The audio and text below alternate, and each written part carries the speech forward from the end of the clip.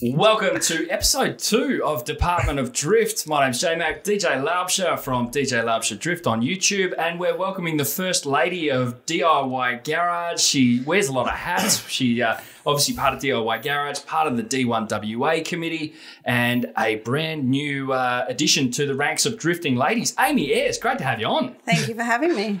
Now, there's a few different things that we are going to cover over the course of this episode, and there's just been so much going on in the last week or so, hasn't there, Deej? Definitely, yeah. You got Ladies of Drift event that's happened. We got Jack's Hill coming up, so yeah, we'll get into a few of those. We got Motorvation. Oh, the list goes on. There's been a heap of stuff. So let's, without any further ado, get into it.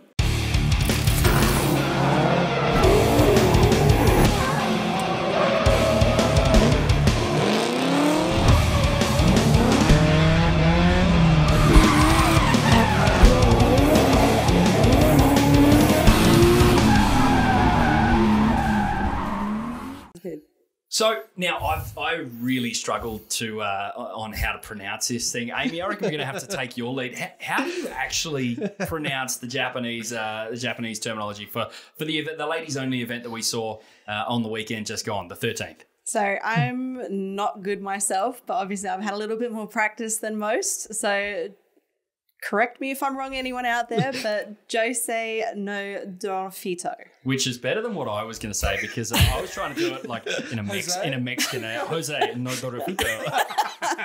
It was pretty brutal. You need your, what's the hat? The sombrero. You need a sombrero when you say that. Now, this was a great new direction. It's not something that we've actually tried here in WA before, is it? No, absolutely not. Not here in WA. And we're waiting on confirmation, but potentially the first in Australia-wide. Wow, that is really cool. Yeah. I know that you guys went on to the Drift podcast before the event, yourself and Talia. Yes. And they were really stoked with it. I hoping it was something that was going to get picked up. Yeah, exactly. Everyone provided some really good feedback, and the boys, everyone's been really positive towards the event. Obviously, we've held the event now. Everything went smoothly. Everyone got great track time, had some real stars show up. It's great. Yeah. So how many ladies actually showed up for the day? So we capped the event at 20, just purely because of the event type that we were holding. We had 19 show on the day with an additional 5 still waiting to hear from us to see if there was an opening position. It's not bad. No. Because how many cars go into a field? Normally, on average, 24. Yeah. 24 to somewhere around the 30 mark. So we had a full field of ladies. Absolutely. I mean, if they were keen to do it and they had the skills and the look, none of us had the skills. We just had. The other thing to note as well is the fact that Amie and Talia both got out there, and they were the ones that organised the event. Yeah. So originally, this was an opportunity to get Talia into a car. Yeah. I heard the rumor. Basically, we as a committee, when we first heard that Talia was going to be doing some training with Justin, her fiance, we ended up multi-time WA drift champion. He's got a big trophy cabinet. We all know that. But yeah, basically we found out, and we said to her, look, we're going to get you in a car at Matsuri, which never ended up happening because she got used to so busy running the event. And then it started off as an idea with Amie jumping in with the RX-8 barrow powered, which is crazy. There's lots of photos of that car around. I think we'll get your feedback on how that actually went for you in just a tick. So she went out, and it was just a basic idea of doing it as a fun day. So we were going to hire the track. It was just going to be So originally it was Talia and I. Talia sort of opened it up to a few more females that she knew wanted to sort of give it a go to reduce the cost for us all, obviously. And the feedback was astronomical. So we literally, Talia, being the amazing event organizer she is, jumped onto Facebook, created a group, decided to take it under D1's belt, opened it up, got in touch with racers, Queensland racers, who supported the event 100%, WASCC. Sorry, WASCC. WACC, WASC, yeah, I did say it right. And it just blew out. It was amazing. So unfortunately we had to turn quite a few people away from entering the event, but it is what it is. We're going to do it again. I think the fact that it was so well received, regardless of what your take was, the photos that came out, the videos, it really showcased. You're right there, Teach. Sorry, I'm bloody. Yeah, I've got a bit of dry. Where's the drink gone? I got you sorted. See, we've had some upgrades here. We actually have the fridge in the studio with us now. We got a fridge now, yeah.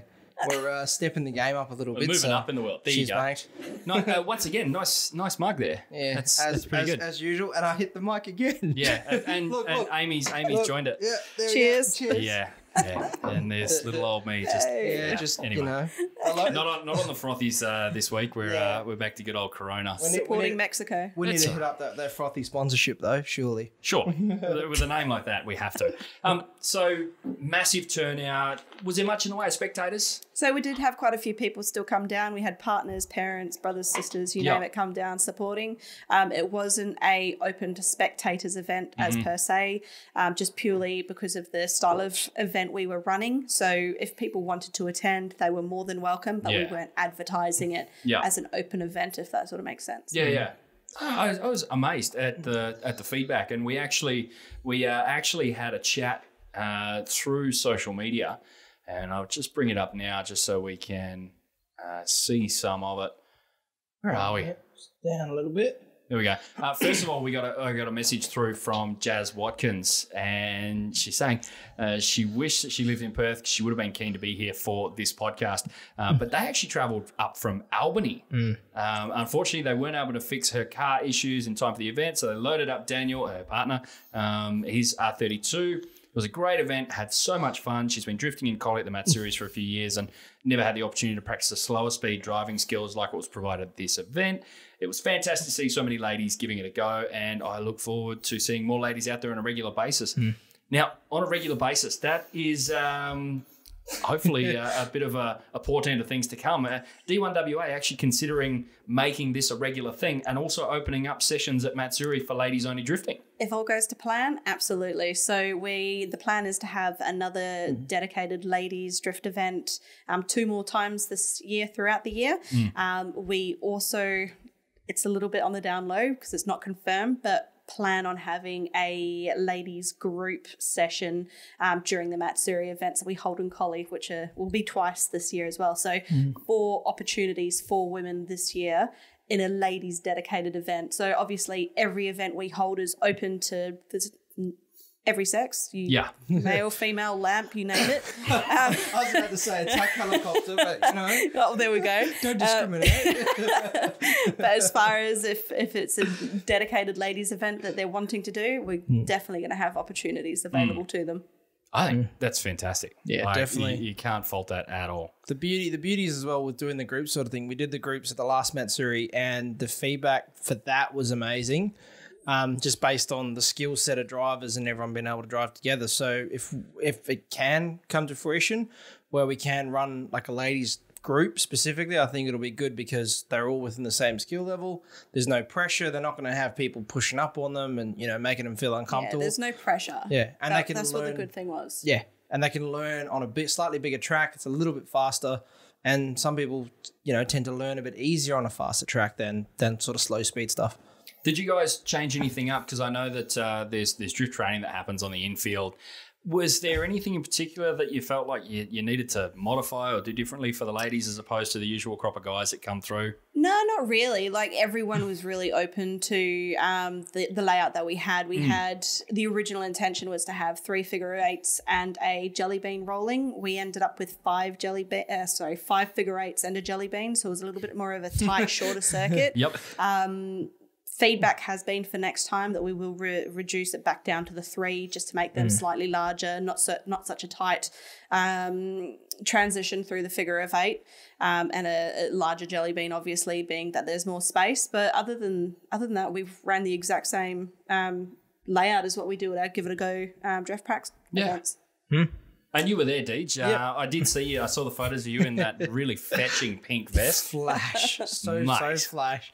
But I'm surprised I managed to pull the pink off so well. You did. It really went with your eyes, mate. Made them pop. What are you buttering me up for then, mate? Yeah, don't worry. The wife loves it. Moving in for the kill. It was definitely something. Being there I was so proud. It's like when I was at Driftability, same thing. I mean, just game changing because you see females, support their partners and everything in events, and they're there and they're like, oh, this looks fun. They're jumping for a passenger ride, but doing it themselves, having their partner sit next to them, it must be, out of this world for them to go, I'm doing what they were doing, a couple of months ago. Yeah, being that you were there and you've covered so many sort of D1 DriftWest events, was there anyone in particular that sort of jumped out at you? You're just like, crap, we've got another contender here? Definitely Casey's Mrs. Lauren. Yeah? Yeah, Lauren Wagner, shout out. Yeah. She's Oh, amazing. man. She's another Sarah, dead set. Yeah. Sarah's a natural, as you can see the picture of her car there. For those that can't see, it's the Silver R32. I like to call Sarah the tiniest little bogan. Like, she's the tiniest, cutest little bogan. She is so bogan, but it's great. Backstory with her briefly on the event as well. She entered. She was ready to go and realised that it filled up. She actually pulled an entry to give someone else an opportunity. Yeah. Okay. So, just a bit of selfless act from her on her part. So, But yeah, Lauren, I think Lauren's going to be a contender. She can definitely hold, she can pedal the car around a track. Just saying, Kiwis. It's in the blood. That's a Kiwi thing. I feel like I'm surrounded by Kiwis. You are right now. Kiwi. Hey. Yeah, I know. Yeah, I know. Look out. Look comes for you. Oh, my God. The invasion's happening. The invasion happened a long time ago. They refused to leave. It's typical. Yeah. Hey, we like it here. We share a Commonwealth. Lauren was definitely one of the big ones. Who else do we see out there that maybe hasn't spent a lot of time in a car or around a car? Yeah, of course, yourself. Now, I had to point next to me. you were punting the Barra Turbo RX-8 around. Now, when I actually went out to DIY Garage to talk with Jamie about an episode of Wheel Time, we did an interview about that, and he said that it's not the best set-up car for this kind of thing. Ultimately, he wanted the car to wind up in drifting, whether it was competitive demos or just as like a showpiece. Yeah. How did you actually find that car to learn in, and once you got a bit more comfortable to actually drive around? So, funny story behind the RX-8. So, back in November, we actually went to Japan, visiting the Ibisu circuit, going for the Matsuri over there, all that sort of typical touristy stuff, with the intention of buying suspension for it because RX-8... You were going to go to like an Up Garage or something. Yeah, we did. We went to Up Garage. We found it. We found a second set of Blitz rip-offs, perfect for what we required. Something that's, because of the shape of the tops of the coilovers, it's not something that's readily available in Australia, being an RX-8. So we found what we needed, literally 40 minutes to boarding the plane. Sorry, guys, can't take these on. Obviously, the gas struts got oil in them. They've got the gas towers. Yep. We had them on our onboard luggage. We were true drift of fashion. So how did you... They're still in the boarding lounge somewhere. So. We had a friend in Japan who managed to pick them up for us. Wow. And they took forever to get here, but they eventually got here. No, they didn't. Oh, did they? No. So what happened? No. So we stripped them of the tops, the springs, everything that we could possibly take off with no tools available to us in the middle of the airport. Got our mate Carlos to come pick them up from us. Not Mexican Shout or Spanish. Carlos, yeah. Another Kiwi. Yeah. Done us, bro. See? Kiwi thing. And he was trying to find a post office or some way of shipping them over to us so we could get them, whether it be boat, land, sea, airplane, bloody slug mail, snail, you name it. And nothing. Didn't show, couldn't get them. He could not get them, so they went in a bin. They are literally on the streets of Japan, somewhere in Tokyo, in a bin. He just literally plastic bag, Snapchatted it, and dropped it. Oh, no.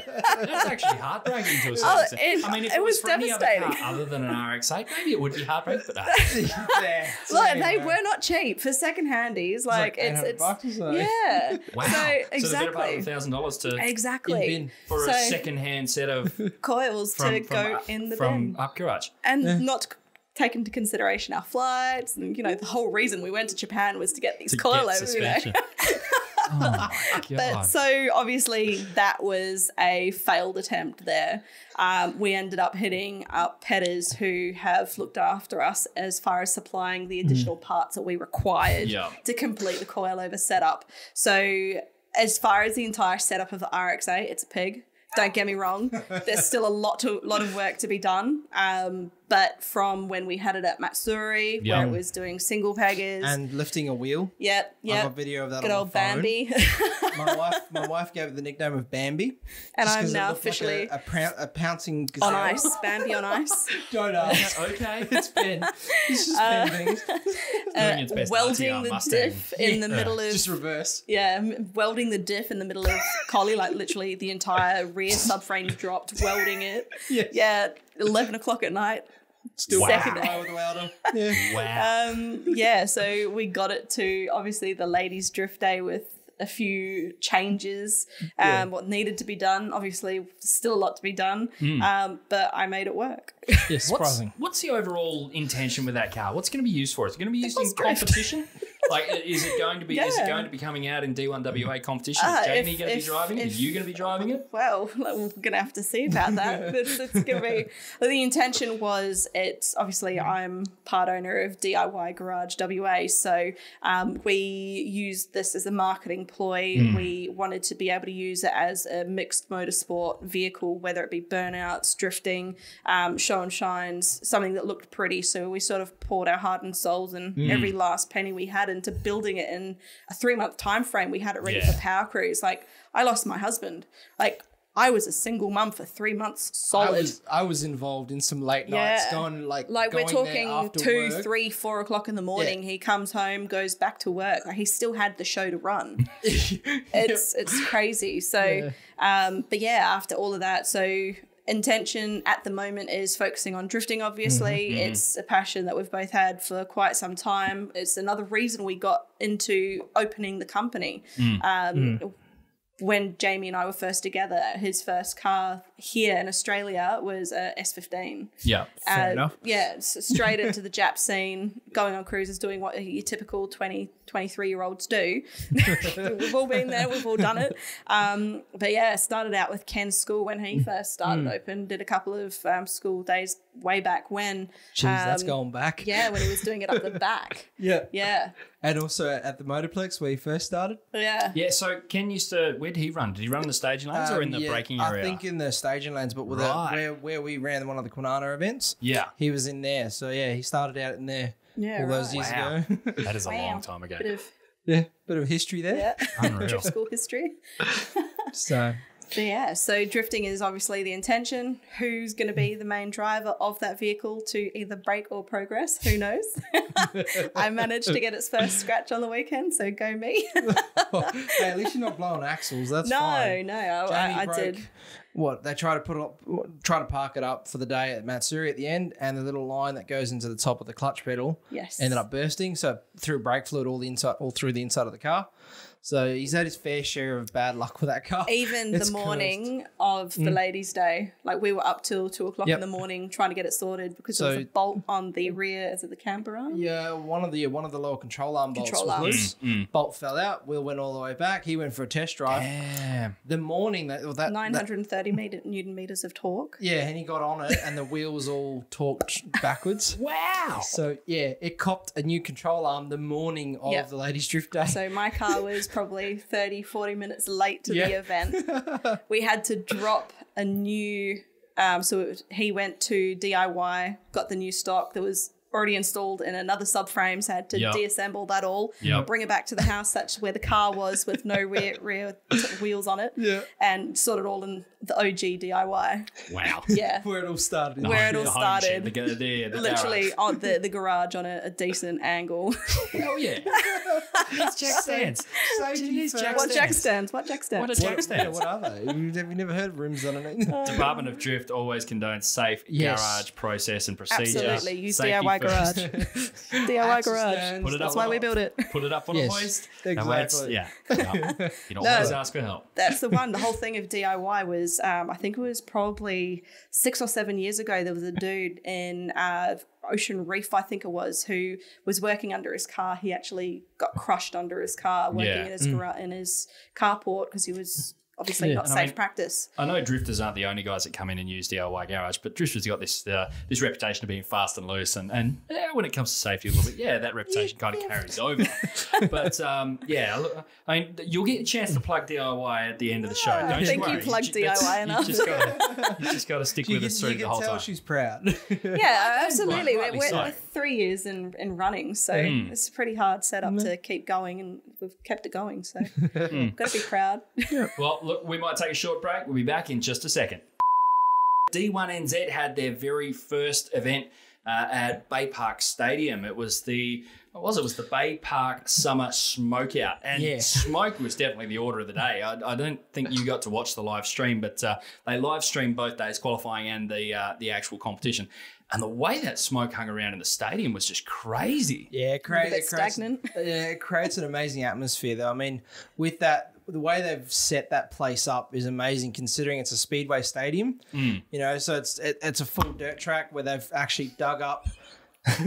So what they've done is they've taken the speedway, or half the track, they dug up a lot of the speedway dirt, moved to one side, made a full concrete setup for an actual track layout. Yeah. And then covered it back over. Yeah. And it was a trial to see if it was going to last. And amazingly, no damage to any of the surface with the speedway track back over the top. So, yeah, definitely something where, a lot of places can learn from for the, like you say, with the smoke hanging around, that atmosphere effect. I think one good thing about the whole setup is that it really proved that could be a multi-purpose venue. You see places like Barbagallo, it's got the hill climb on the side, it's got Jack's Hill. Obviously, they can run drift events and bikes at the same time. Like we've done events with bikes on and cars on the actual main track, drifting on the infield. Something's going on over at Jack's Hill. You've got the trophy trucks over one side.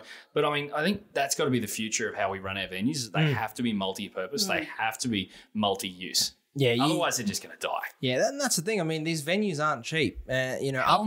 Upkeep of these venues is just, you can't just go, that's a dedicated grip racing track, and that's all it's going to do, and it's going to have 12 events a year. It's a $100 million facility, and you're like, what? Where, like you say, open it up to a multitude of sporting events. I mean, there's the point-to-point at Barb's now. Yeah. That runs through main track, through the infield, all the way through Jack's Hill, and through another little section, so it uses the whole facility in one go. Yeah. Well, getting a little bit off, let's get back to the Bay Park Summer Smokeout results. I mean, in third place, our guy from Northern Territory, I think he was the only Australian to actually go over and drift, Matty Hill. In the formats, I think it was the S15. Wearing the bright yellow. Now he got pretty hammered in that. Well, the car got pretty hammered. I'm sure Matty got pretty hammered too after the event. I'm sure he enjoyed himself. He came runner-up behind. He came just in behind Danum Temple in that mad E46 2J BMW. That thing is a beast, and he also had a bit of trouble. I do recall seeing a bunch of photos, I think on Instagram or on Facebook, where he actually collected the wall. Yeah. So he wrote the whole right front end of that car off, destroyed all the suspension components, and his team managed to get him back out for the comp day. So good effort on their part. Yeah. And taking out the win, Darren Kelly in the New Zealand Nissan R35. Yep. That thing was just on another level. Yeah, that car is something else. It's, seeing that car being built, he's had it for a little while, but he's now sort of, putting a lot more time and effort into it. The engine package in that thing also, it's an RB. Yes. He took it's an RB in the R35 like exactly. It should be. Yeah, it should have been an RB from the get-go. And I think it's actually an RB32. So it's a 3.2 litre stroked RB. So it's got big numbers. Yeah, right. Yeah. Well, it was actually interesting because there was a little Toyota 86 that was out there, and it was a registered street car that was drifting in the pro category. It came up against Darren Kelly, and physically the size difference, let alone the power and the smoke and the noise, was just mind-boggling to see, because all of a sudden you've got this R35, which is easy, half as wide again as this 86. It was just insane. It's crazy. Like, we talk about fast pro cars battling against maybe NA sort of the NA weapon as they like to call them. The NA purists. Yes. Yeah, shout out to the Brainwash boys. The Stackwood brothers, as we call them. But I mean, it must put it into perspective for me, DJ. I mean, you've drifted a relatively decent sort of horsepower car up against some of the lower horsepower cars. What's it like coming up against someone like that? It's hard. Like, not gonna. There's no bone. You know, it's when you're going up against someone like that. Their commitment is there. They're committed, but mid drift, you're trying to dumb your horsepower down. You're trying to half. You're trying to left foot brake, and or even all of a sudden the car has the potential to get so much more unstable. Yeah, and it tends to want to straighten all the time. So you're twice as hard on the gear. You're twice as hard on the clutch. You're trying to keep it in the boost. It's a lot of work. I mean, there's actually a video of Mad Mike in Formula D Japan versing one of the females. Woohoo! And credit to his driving ability to keep, you know, a 1,200 horsepower monster behind a 300 horsepower SR and not intimidate her like crazy. You know, he hovered behind her perfectly, just line for line. Yeah, she was over the moon, and that's a spectacle to watch for sure. Now, Amy, coming from the land of the long white cloud yourself, did you ever go and check out any of the D1NZ events? Go check out any drifting over there? So, unfortunately not. I left the land of the long white cloud at a very young age. I skipped on the boat at 6 years old, so I'm pretty much fully Australia. Australia. Get out your can of EU. Don't worry, that's next episode. Yes. No, unfortunately, drifting is somewhat in the blood. In my family, I've got my cousin back home who drifts Poker. He also sponsors, is it Jace Brown? Yeah, Jace Brown. So we all enjoy it. Shout out Damo. Hey. I think that's something else I think we can touch on. You say drifting's in the blood. Apparently your mum made a purchase recently. I'm still when I found this, I can't believe this. It's crazy. So my mum has only ever been in a drift car once. Right. When it was at Matsuri Collie, not the one just been, but the one earlier in the year where she was taken out by Michael Jewston. I think it was my car. I think it was in the 180. No, it was before. I got video. Was it? It was in the 33. Okay. So the first car was a 33. She's an RV fan. So, literally. She actually lives down close to Collie? Yeah, so she's past Mandurah. So it's a short drive for her compared for us north of the river folk to go to Collie. And what did she end up buying? What's she doing? What's she doing? Okay, so she has gone and purchased herself a Nissan 180 SX that is sporting a SR20 plus D. Sorry, DE plus D. Wow. Yeah, so she's started off right, start small, build up, go from there. I did try to convince her to do the old drift school days first to make sure that it's something that she wants to get into, but not unfortunately. She has a partner who they both love each other and all that sort of stuff to the point that they want to kill each other in cars. So why not? He is I wouldn't say ex-burnout, but he still has all of his burnout gear. Sports the old, I'm pretty sure it was a VN. Bright purpley pink fuchsia sort of coloured.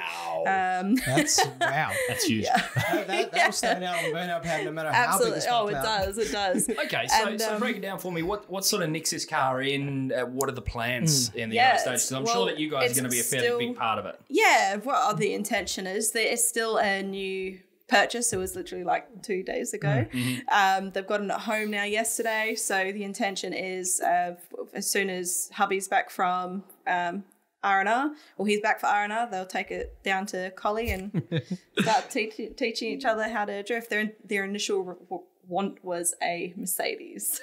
Why don't you go drift a Mercedes? Yeah. 190E diesel boy. chuck a big Cummins in that. Wow. Oh, yeah. That's crazy. That'd be awesome. You got to make I convinced them to start small and work up to the big. Wow. Yeah. That's a bigger budget than most of our pro guys have.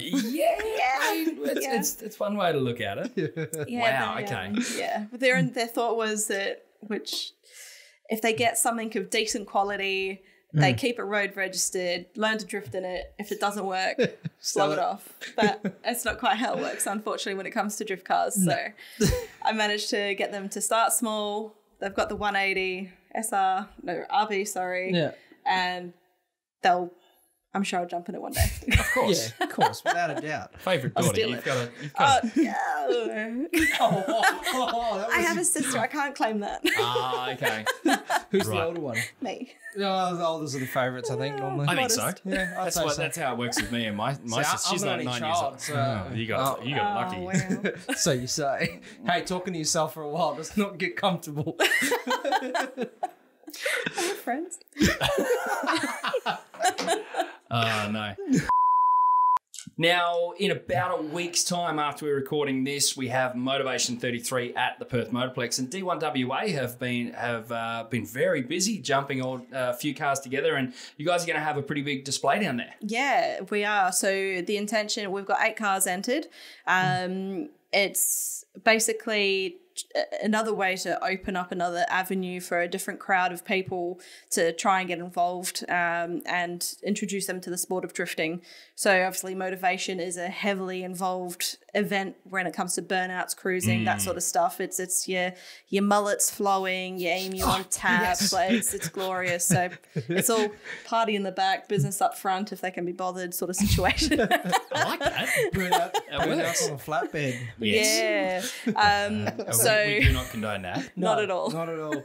We're drifters. Keep it on the track. That's the one. So yeah, we're getting out a good mix of different cars that we have that are heavily, quite frequently involved in our club. Typical drifters, we've got everything from obviously my RX-8s going out. We've got R34. Yeah, we've got R34.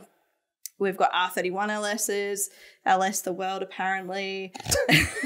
LS the bin. Wow. RB fan over here. Wow. Big shout out to Jessie Gray. Yes. And Jesse's Lana. Jesse's actually just on that. Jesse's making the trip up to actually bring the 31 out. Yeah, So- he's coming from Albany as well. Yep. So he'll be So- making the Now, trip I think up. I've seen, is it a wagon?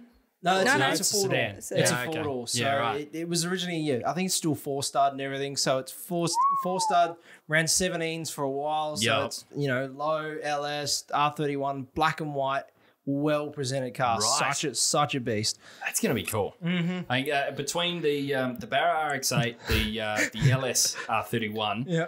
that's going to be pretty cool. Now, Darren Hort and Brendan Cullen are repping SMG as part of the D1WA group. So we'll see the convertible S15 and the JZX 100. A 90 Mark II. Yeah, that's got the different rear end to it. But that's Excuse me. Yes, and also if you checked it out, make sure to leave a comment somewhere about the wing. That thing's got amazing downforce. The massive wang. It's such a big wang on the back. It is huge. Yes. I think I'm going to have to pull him over because Oh my gosh. I'm obviously doing the announcing at Motorvation. Yes. We'll pull him over, and even though we're going to put it on our 50-foot high big screen, Please do.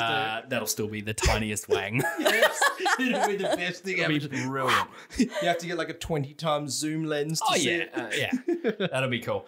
So Motorvation, there's going to be cruising, there's going to be skids. It's going to be a great opportunity for D1WA to go out and sort of press the flesh because, like we say, this is a great opportunity to cross-pollinate with anyone that's motorsport minded at all. Exactly. We've seen that drifting has actually been attracting some of the burnout crew. Yep. Recently, I think Zared Fox came out. Yep. I think it was the year before last with that supercharged. Was it a 14 or a 13? S13 with Had a a big massive blower big hanging out blower, off an LS. It was still crazy. I think it was still a 2-speed power glide. Yeah, it's still a power glide. Yeah, he's drifting with power glide. Everyone looked at him and said, "How are you going to see out the front window?" And he's like, "You're not supposed to look out the front window. You're drifting. absolutely. You drift out the side. Come on."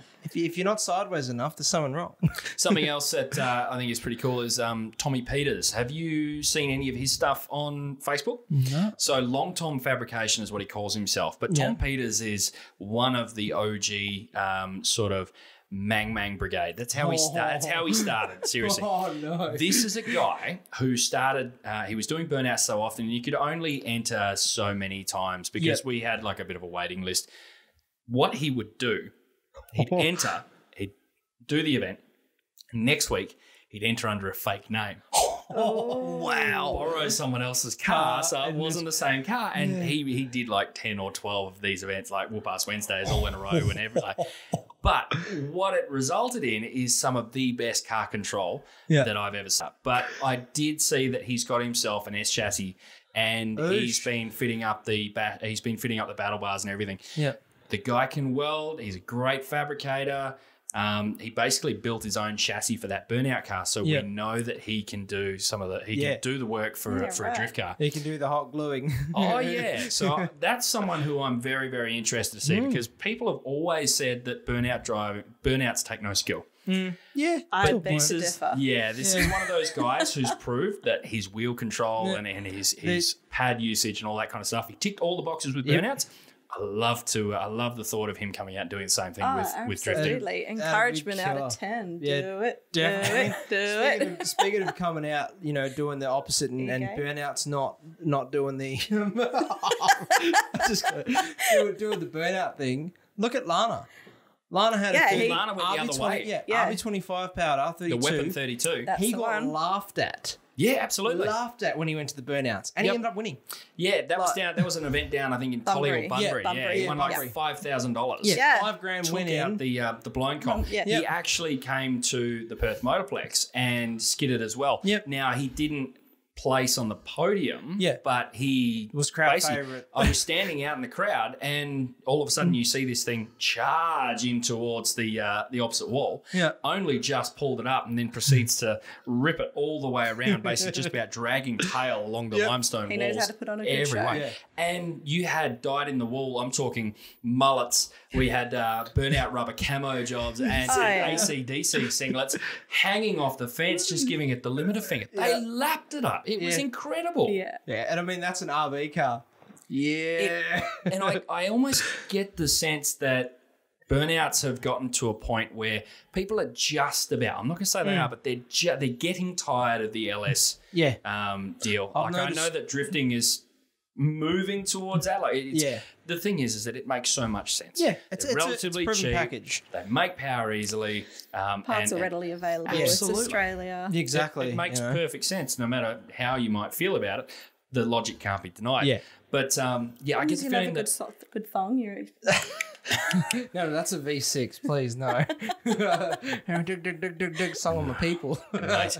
But yeah, I think Burnouts is getting to a point, or he's getting to a point where they're getting a little bit tired. That LS deal is pretty standard. So if someone comes out with a Mad Barra, or even an Aussie 5 litre, if someone throws an Aussie 5 litre into their car and does a decent skid, obviously you've got to do a decent skid. But if someone comes out and does a decent skid with something that's not an LS, all of a sudden people take notice. Yeah, because you almost earn a respect. Absolutely. Like everyone, like you say, everyone's tried and tested the LS, but you pull this thing out and you're like, wow.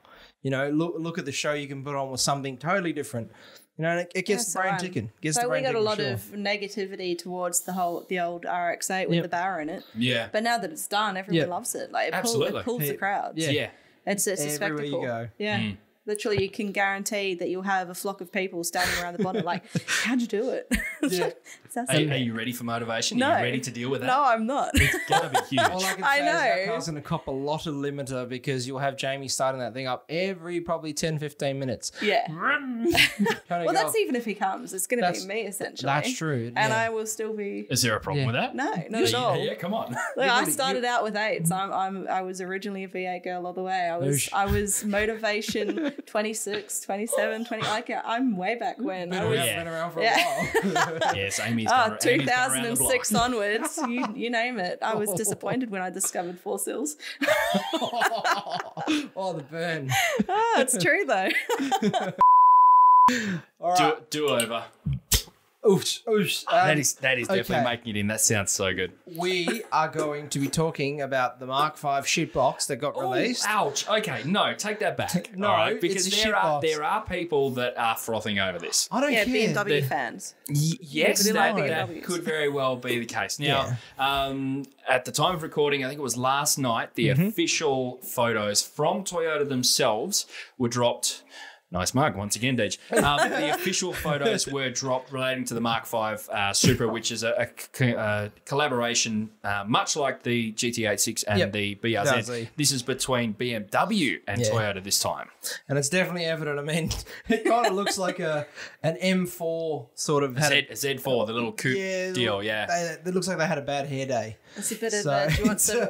I'm not quite feeling bad hair day, or it had a love child? I don't know. It's a bit of, do you want some of Coke with that, Jax? Yeah, it's... Okay. Pretty It's a whole saucy, heap of BMW and a little bit of Toyota. Yeah, right. It seems like the only thing they retained in those pictures of a Toyota was the GT86's molded rear boot. Right. Yeah. So that's about it. The rest of it is all, it screams BMW. I mean, the one key thing to note on that is the fact of the front wheels position. So you'll notice the back half behind on the driver's door side of the fender is really massive and the nose cone is really short. So the front overhang is tiny. Yeah, so that's a Beamer trait. I thought that was just something indicative of like newer design and also to do with safety. I know that front overhangs have been rapid, looking back to like 2006 when the VE Commodore came out. Yep. I know this is a drifting podcast. You guys hate Commodores. But the VE came out and it had like 2/3 of the front overhang that the VZ had. Yeah. And that's just the direction that we've been moving towards. But that is a regular BMW thing. They move their battery box all the way back to the bottom of the windscreen. The ECU moves back. Yep. Everything moves back. Going back to, you look at an E28, which is your 1986 round there. Yep. Same thing. Strut towers are right way forward. You got a washer bottle in that little spot. Battery, everything's behind the actual shock tower. Yeah, right. So to keep the weight more central. Well, we actually had a chat to someone who had, whether you call it the good fortune or not, to put down a pre-order. Yeah. So we were talking to, let's just call him person X. Yes. Put down a pre-order back in August, and they were given surprisingly few details. They'd seen some renders that were showed to them from the dealers, but aside from that, there wasn't an awful lot to go on. They were given a rough price range of between $95,000 and $105,000, and that wasn't taking into account options. So, I mean, $105K, what can you buy for $105K, do you reckon? Decent house deposit. And probably a GDR, to be honest.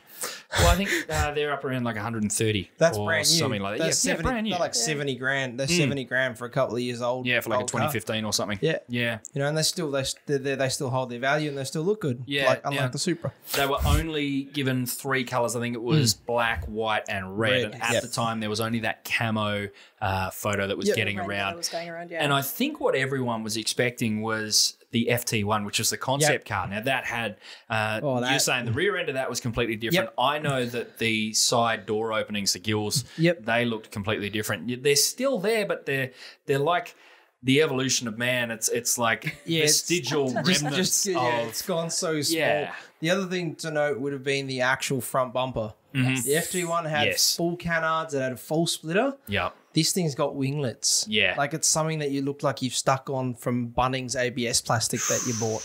DJ. You know, it's something. We find that at the end of these podcasts, DJ just turns savage. It's something I'd go and do to my 33 to make it look good. I'd go buy some plastic from Bunnings, make a plastic sheet and some canards. The Mighty Car Mods garden edging. Mate. Absolutely. Has anyone done that at DIY yet? No. No? I wouldn't be surprised. I might bring the Corona up and we'll do a garden edging splitter. We'll make it look. Oh, look! Guaranteed. The great thing is that eBay built and bought. No, not even eBay.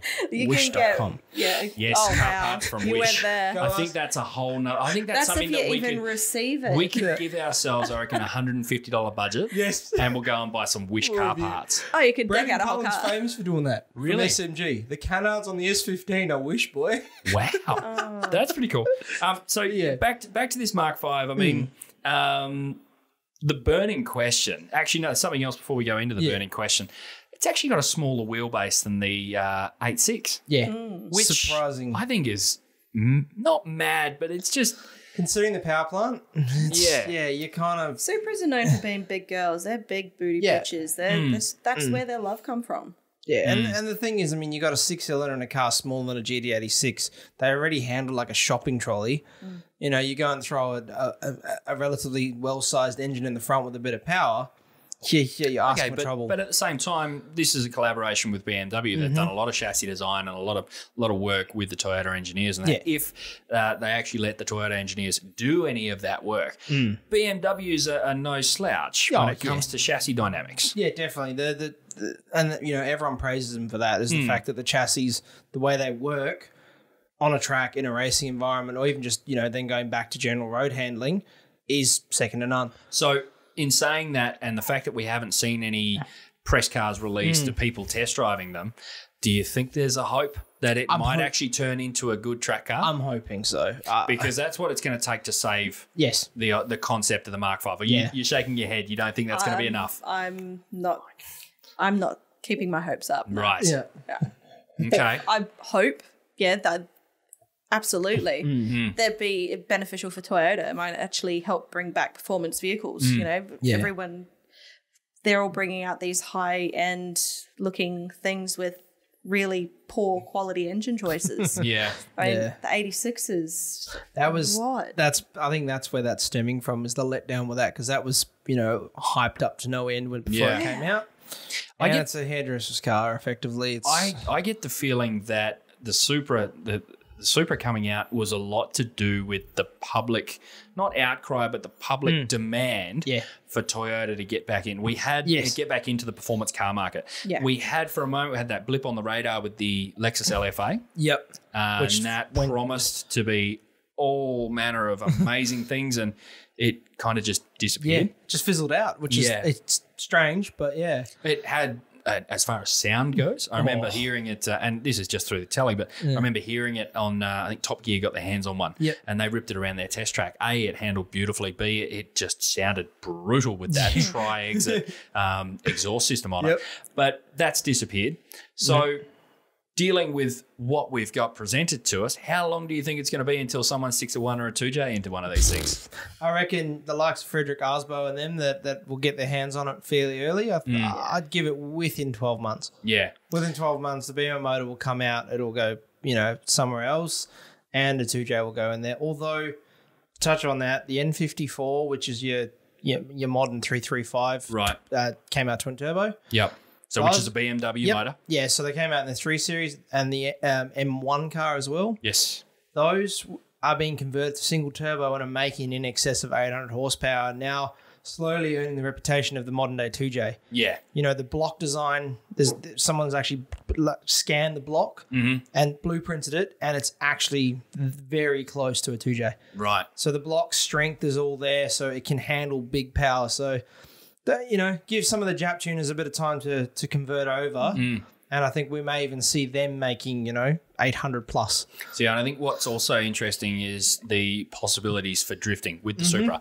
So front engine, rear-wheel drive. All of a sudden, Toyota actually has a horse in the race when it comes to a drift platform, regardless of what the car might handle. Like, you can throw good suspension at it, you can tweak chassis dynamics, that sort of thing. It's recently where the only car that Toyota's really had in the drift game has been the Toyota Corolla that Frederick Arsbo has been campaigning. The only real way that he's been able to run that, because ordinarily you think of a Corolla, it's a front-wheel drive, front engine car. But I believe there was a JDM all-wheel drive Corolla. So that's how you got past the law with FD. Allow all-wheel drive to rear-wheel drive conversions, and that's how he's been able to keep that Toyota, that Corolla platform. Look, when you look at the money and the brand recognition that Toyota has, for them to not be in drifting, I think would be a massive oversight. This will actually give them, I think, a legitimate horse in the race that they can go on, and we can see the likes of Arsbo campaigning something like that. I mean, the guys have been doing it with the GT86, but they're pulling out, it's a bit lackluster. Really, they're pulling out the modern engine in them because they're junk. And they're putting in a 20-year-old motor, which is difficult for a current manufacturer to support, because they don't make the parts anymore. Just saying, Toyota need to take a leaf out of Kia's book. Kia. Absolutely. The new Stingers, twin turbo 6. Right. See, and I think something else that the car manufacturers have clicked onto recently, Nissan have jumped on with their GTR. What are they calling it? It's their whole factory parts scheme where you can go and you can get factory OEM parts for an R32. Yeah. So they're starting the reproduction program where they're remanufacturing all of these. Yeah, they've still got the tooling. They're actually putting it to use. Person that was fortunate enough to have that in the drift scene was Mad Mike. Yeah. Mazda actually produced, so all his cars, Mazda manufacture all the center plates for and bits and pieces that he needs. All the center irons for his rotors. Yep. Yeah. They still have the tooling for everything. So he rings them up, goes, I need a center plate for this. There you go. Yeah. So I'm hoping we see more manufacturers start doing that sort of thing. Yeah. And I think it's going to be sports like drifting that really drive that sort of thing where we tend to cling to these older motors and because they are proven workhorses. They work. Yeah, that's the one. There's love for them. A lot of love. High KRV still making 330. Yeah. Was. Yeah, until it shat the bed. No, the rings were a bit too far gone. It wouldn't keep the oil in the sump, so that's fine. Just upgrade the catch can system. Bigger boost. I've got a nitrous kit that we can I'm still trying to sell that damn thing. Yeah, so if anyone needs a NOS kit, I'm going to say the next ad break we do, expect that. No, the JMac Media's nitrous kit. Yeah, comes with extra prestige. I should up the price. It's still not included. Maybe that's the problem. Maybe I'm trying to sell it too cheap. Yeah, just jack the price. That's what everyone does, and then have it bartered down to the price you want. That's just the way it works, isn't it? That's just car sales 101. Yeah. Now, let's talk a little bit about the resurfacing that's happening. Now, we touched on this last episode. Things were moving on at an absolutely cracking pace, and they've stepped it up a notch. The actual surface is being laid down, and I've seen some aerial photography of it, and it looks $1 million. Yeah, it's someone else, and I'm the one key thing that a lot of people are like raving on about is this what's been dubbed the bus stop. Yes. So, now this was put in place so that motorcycles could actually slow down their approach into V8 race. Yep. And hopefully make things a bit safer. Yeah. So because the concern they had was riders, cresting over the S's, the last S into the bowl. As they come over the crest, the front wheel lifts up. They lose traction straight into a wall. Yeah, because you can't steer if your front wheel's up in the air. Exactly, especially on a bike. Yeah. It doesn't work. I've done it in a drift car. It doesn't work either. So, having that there. But that opens that opens possibilities if it's allowed. We're not sure on the exclusivity of it. Yeah. For potential drift events and the like. Grip racing included as well. I think ultimately you would hope that WSCC and Barbagallo Raceway, when they hire the main circuit, you hire all of the main circuit. You can do what you can like utilize it how you like. Yeah, within CAM's regulations, but I'm sure CAMS will allow certain things to happen because you want to make use of that bit of area. So, yeah. Fingers crossed, because I mean it might make things a little bit difficult. Now I actually see the photos. It looks like it is a fairly one-line sort of section of the track, and it might not necessarily open up too many options going into V8 race, which has always been really hard, fast, sort of lock, stomp and steer moment on that track, hasn't it? Yep. Full 90 degrees, on lock stops, foot buried, just screaming up the hill. Yeah. I think, well, fingers crossed that, we can get out there. But it might actually create a couple of opportunities for some of the pro Wisefab sort of setups that are out there to just on that change of direction coming off turn 2 going into this bus stop, because it'd be a brutal change of direction. It'll be, similar to liking a thing of turn 7, what DriftWest are doing. You're coming in hard and fast, you grab third, you're on power. You've got to slow down immediately. If we can do something similar on that spot, where you make sort of like a hairpin of some sort, similar to what Drift Games have done in one of the stadium tracks they did. Yeah. Without a hairpin to come back on itself. Have something sort of similar, having to do a big entry into cap, wash all that speed, then try and, maintain it, because you're coming out of cat corner in third at probably $5,000 on RPM. So you're singing already. Doing 120. Oh, easily, and that's when you start your speed to climb the hill and that sort of thing. So car controls will be a big thing there to slow the car up. Yep. make the hairpin, and then still have the momentum carried to go back the other way, if that's allowed. And also if they have like an apron between that bus stop and the actual track itself, depending on what the curbing situation is. Yeah, that's true. There could also open up opportunities to do something like a tight technical section in there where we actually come back, reverse direction, and then like loop it around, head back up the hill. Let's not get too excited. Let's not get too excited. Yeah, let's not count our chickens before they hatch. But yeah, I think fingers crossed. The way that this resurfacing has been progressing has been massively quick. So we have to say a massive shout out to WSCC and Asphalt Tech, the contractors that have been doing it. Yeah, I'm sure it's been a stressful situation. So they've done really well. Yeah, you know, seeing the main straight done, that's something in itself. Yeah. You know, the progress is happening. And the updates. Yeah. They keep coming, constant which is great. Facebook updates. It's great. I think it's Tim Riley. Yeah. Yes. Is the guy from WASC, the one of the committee members who's actually keeping regular updates flowing. Yeah. That's huge. Yeah. No, it all counts, and it all, I guess, puts us at ease and makes us feel good about how this is all progressing, and it gives us something to look forward to. Yep. So, yeah. Like upcoming events, what have we got in the near future? Obviously, we've had the Ladies Only Drift Day. I'm not even going to try and say it because Come on, give it a go. Give us your best Mexi. Josei No-Dorifuto. Arriba. Something like that. Now with extra salsa. Where's the CCs at? Yeah. Already eaten. So the next event looks like it is on the 20th of January, Jacks Hill, getting closer and closer to that. Now, for a while, their entry sat at about 11. Yeah. Now they're up to about 14. Yeah. It's, I believe, for it to break even as such after all the costs and everything, had to make 16. Yeah. And I get the feeling that we'll see those entries fill. Oh, look, they've got the entire drift community behind them, so I'm sure they'll manage to achieve the numbers they need for DriftWest to run that battle, that competition. So it'll be good. A couple coming out of the woodworks too. Chris Day has mentioned that he's entering. Whether or not he enters or not remains to be seen. I'm pretty sure he will, though. He sounds like a man of his word. Yeah, he's one, and he said it at Battlefest as well. Yeah. He wants to make a comeback. The personal life things that were sort of holding him back, you know, he's ironed a lot of that out. So yeah, I think one of them was a house renovation. Yeah, pretty big. So that ties the wallet strings a fair bit. So yeah, I'm sure we'll see him at a lot more events. But you know, typical drifter fashion though, you touch on with the fact of entrance. I mean, a lot of events do that where 2 days before an event there's 3 people. The next morning it's empty. Yeah, there's no spots. You know, you look and you're like, what happened? Who's awake at like 11 o'clock at night entering a drift event? Most of us. Drifters. Yeah, drifters. So, you know. Yeah. But so, I mean, Jacks Hill, it's shaping up like it's going to be a good event, and you're actually going to be on the mic. I'm going to be there. We're going to be. We're going to have you. We're going to have James Gloyne and Dick Lizard, Richard Lazar.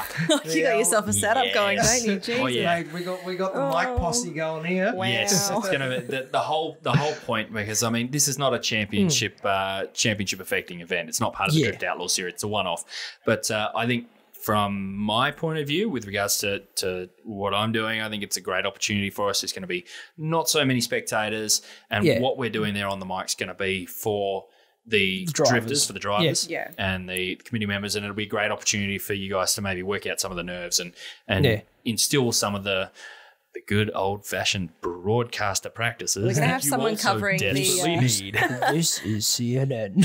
Wow. I tried. We'll get your intros. We'll get your intros down, Pat. Oh, God. That's The Simpsons. Yeah, she keeps going back to The Simpsons. That's what it was I don't know what's going on. Matt Groening fan over here. Are we going to have someone covering the bottom corner of Jacks Hill? Down the very base? No, so the way I understand the layout, they're not actually going to be running down the bottom. Oh, it's all up the top, isn't it? Yeah, so I think they'll have an official in the tower or nearby the tower there for starting halfway down the hill. Right. So they'll come up the hill, into the right-hander, into the left, around the little S switch, if you want to call it that. Yeah, and finish over on the far side. No, into the little crossover. And no one's going to be ripping skids over the soapbox start line? No. Anyway, I've not heard anything from that. So fingers crossed. Fingers crossed. That's all sorted. So not our problem. Well, essentially, no, it's not. But and hopefully it stays that way. We made sure that it was that was wholly and solely said individuals. We don't condone it. No. No. So that's upcoming events covered. Did you want to plug anything, Amy? Oh, look. How do we find you on social media? Okay, so myself, I run Blythe Photography. Enough with the tongue action. No. I'm like saying Blythe. Yeah, I can't pronounce it properly. So You can, it's easy. Blythe. I'm a bit Blythe. dyslexic. Oh my God. Dyslexic. Shout out to all of our dyslexic viewers out there. Oh wow! DJ says hi. Hi. Yeah, so Blythe Photography. Now you've got a Facebook page. You have Instagram as well. How do we find you there? Right. So just literally Blythe Blythe vlog. He's Blythe making friends. yeah. Blythe Photog is the Instagram account name. You can search it by Blythe Photography as well, same as Facebook. I am purely a just not-for-profit, do Happy it as snaps. happy snaps, Yeah. do it for the love of the game sort of situation. I think I saw some of your stuff from DriftWest. You were getting around, taking some shots here. It was just a Yeah. nice different perspective. Yeah. The more A little bit more photographers we sort of involved. have. Yeah. We saw a bit more of the personal side. Yeah. There wasn't so much not so cars on much track of- action. It exactly. was more the The pit people lane that and run it and whatnot. yeah, The which I thought enjoyment was of pretty the cool. event. Yeah. Yeah. Well, Blythe actually stands. Oh, So that is our timer. I like how we're ahead of the timer for once. Not bad. Good work, I J-Mac. might have forgotten to actually reset that. Good work, J-Mac. Yeah, It's apologies okay. for all that. For those of you that had sudden flashbacks, if you were listening to us in the shower, pick your heart up out of your mouth. Everything is okay. There is no psychopath coming to stab you through the shower curtain, Oh, yeah. unless there is. Oh no. So yeah, Blythe Photography. We can find you on Facebook, Instagram, DIY Garage. Yeah, so DIY Garage, obviously we gave a little bit of a spiel at the start of this episode. So self-service mechanical workshop, hobby workshop, caters for all needs. We have 6 hoists currently set up in the premises. It's currently a $25 hour, including all tools scenario. It's cheap as chips. You can get an oil change service done within an hour. So essentially it's cost you your consumables and $25 hoist hire. Oh God, I'm getting tired. She's getting tired. Yeah, it is late. So. It's an affordable option essentially to save your life at times, make jobs easy, all of the above. We are able to source tyres, parts, consumables. We have oils on site. Penrite oils only use And the you best. buy them by the litre. You don't actually buy them by the container. That's which correct. Is So you again, use it's what you another need. cost saving. Exactly. So we are there for the consumer. We're there to benefit them, not necessarily us as much as I'd love to be rich. And it's a case of Scrape a bit more of get off the rich or top die there. hard trying. Yeah. I know. Shut up. I'm tired. She's very tired. Deej yourself, DJ Loves Your Drift. Have you got anything coming up? You dropping any hot takes soon? I'm trying to get a few videos out. I've got a fair bit of content that I've recorded too much. I don't think I've ever Can't saved keep it. up. Basically, he's got content constipation. It's all just backed up there. Yeah. He just can't get I rid of just it. He can't get rid of offload it. Yeah, I can't get rid of it. I'm trying to find the time at the moment to Yeah. just smash it together. I'm What's the oldest stuff that you've got? So some of it's actually where, from relating to drift school, where I was loaned a stock R33 sedan. So I got to throw that around. That would have been cool to do it back to back. Yeah. So With your own and the that might be something. Ken Leon, we might be in touch with you. yeah, big Yeah. killer. It's driving something basic is so refreshing. Yeah. Definitely recommend it for anyone that's got a semi to high level comp car. Getting a basic bunkie, oh man, it's amazing. So Yeah. but yeah, the other, usual. I've got my Facebook page, which doesn't really get much attention. I need to learn from J-Mac there Yeah, and start well, focusing on it. if you haven't already, make sure you jump on DJ Loves Your Drift, like, subscribe, all those kinds of things. The usual. Absolutely. And as far as myself goes, I've got an Aeroflow Outlaw Nitro Funny Cars feature for wheel time that I need to actually start working on. Keen to see that when it's finished. I got I got a little bit ahead of myself, started pulling out episodes every fortnight, and I just can't keep that workload up. It's not easy, eh? Oh, it's not easy at all. You know, when you look at people, the bigger YouTubers, you kind of go, wow. Yeah, but they've got a Patreon and they're living off that. Yeah. And that basically replaces, like, it'd be absolutely fantastic to have do. 8 hours for editing. Man, Be imagine epic. what I could do. I'd be doing daily videos. Oh, I'd be no. doing- We oh, see. Commitment out of 10. Oh, yeah. So, yeah, we've got that. And I was actually just talking to one of the guys from Supermoto WA. We're planning on going over and covering one of their come and try days. So that's all wheel time, which is my vlog. Jump onto JMac Media, like, subscribe, the YouTube channel, the whole deal. I think we also, at the moment, I'm actually running a competition with Drift Bunny decals. I did a website review, and I recorded that review at about 11 o'clock at night, and I was just fried. And like every second word out of my mouth is cool. Okay, I'm going to notice it now when I watch it back. Oh yeah, it's like over 20 times. What? It's an 8-minute long video. I say it like 25 times. Oh my gosh. It's crazy. So what I've actually done to sort of poke a bit of fun at it, the competition is count how many times I say cool, and you score yourself a massive Drift Bunny decals pack. So if anyone's interested in entering, he's already dropped a slight It's clue. between 20 and 25. I reckon There we it's go. more. No, it's not. Trust me, it's Okay, not. so There's one little half one in there. Cool. Just It's a coup. It's like a coup. Coup. Yeah, this is so cool, really awesome. I can try and do the awkward cover I up. got that habit on my channel where I tend to do the and ahs a lot. Yeah, well, cool was just my filler word. Yeah, It's, instead of or r, it was just cool. cool. You do like the Andy Samberg from Brooklyn Nine-Nine. Yeah, cool. Jordy does that a lot. Yeah, We'll get him on eventually, I'm sure. and we will. You'll hear But him going cool. the only stipulation I've got is that he has to get rid of that molestache. Yes. I don't think Has he has. still got it? That's long gone. Oh, thank God. Yeah, his wife, I think, threatened divorce. Don't I would blame too. him. I absolutely kick him to the curb if he had that. You want to see an example? Adam LZ. Yeah, that's pretty bad. That needs to go. That really needs to go because it's uneven. So It is. hopefully, It's discoloured. hopefully we haven't upset Adam LZ or Sorry, any mate. of the followers. It's probably not a good idea to go poking fun at those guys. So as far as Department of Drift itself, if you have an idea, you want us to talk about something in particular, we have a Facebook page. That'll all be active by the time you hear this episode. Insta, check us out, DEPT of Drift. Yep. Okay, Insta Yep, wouldn't let Drift. us go dept. Full stop. So yeah, DEPT of Drift. And if you want to send us an email or something, it's info.deptofdrift@gmail.com. We'd love to hear from you. And as always, we are on the hunt now for sponsors and partners. Yeah. What we are looking for is an opportunity to not just promote your business, but also to give back to our listeners, which covering WA and national drifting. Yeah. It'll be a great opportunity, especially if we can give back to them in the form of competitions and merch, stuff like that. So if you're out there and you think that you'd be a good fit for DJ, myself, and Department of Drift, drop us a line. We would love to talk to you. I'm a 3XL.